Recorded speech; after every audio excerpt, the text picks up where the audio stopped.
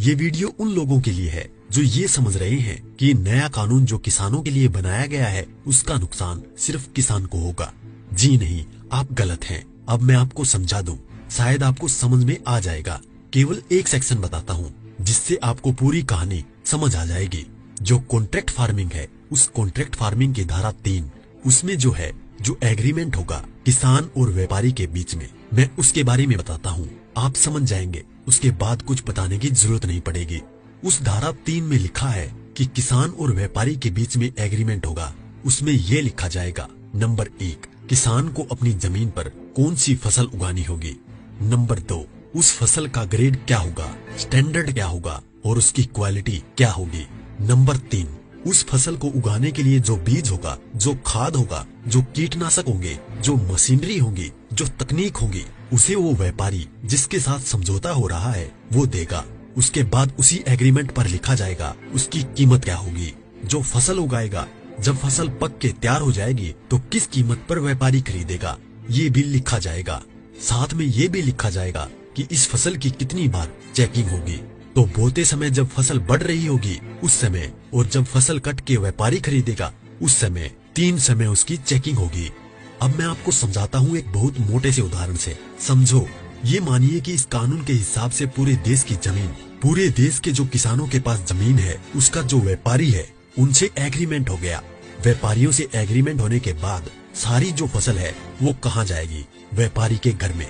इसका मतलब ये हुआ कि सरकार के पास खरीदने के लिए एक दाना नहीं बचेगा।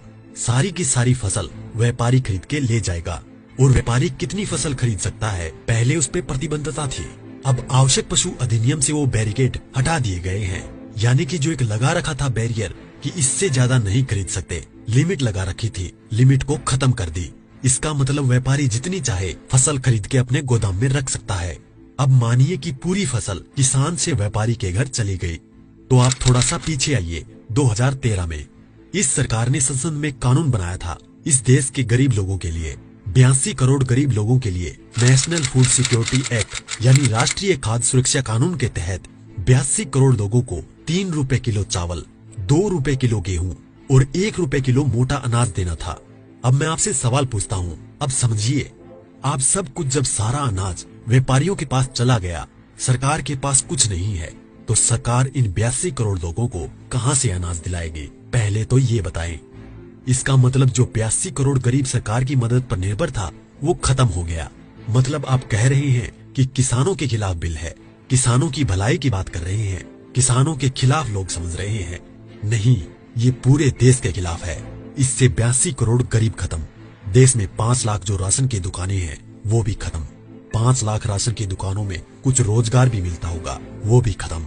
अब इसके बाद आप आ जाइए कि जब किसान को सारी चीजें, जो खाद भी है, बीज भी है, कीटनाशक भी है, मशीनें भी हैं, तकनीक भी है, वो व्यापारी जिससे समझौता हुआ है वो ही देगा। तो जो व्यापारी ये काम करते हैं, कोई खाद बेचता है, कोई बीज बेचता है, कोई मशीन बेचता है, तो कोई कीटनाशक बेचता है, वो व्यापारी भी खत्म। तो आपने व्यापारी खत्म कर दिए, गरीब मजदूर खत्म कर दिए, और किसानों को आपने बंधक बना दिया, मजदूर बना दिया, गुलाम बना दिया। कैसे? अब मैं बताता हूँ। जब किसान की जमीन पर एग्रीमेंट हो गया तो किसान चाहकर भी अपनी जमीन में मानो मक्का बोए हुए है, मक्के से एक बूटा तोड़ के नहीं खा सकता। आज की तारीख में तो खेत में जाओ और एक नहीं 10, 20, 50 जितने बूटे तोड़ के खाने हैं खाओ, खूब सेक के, रिश्तेदारों को भी ले जाओ।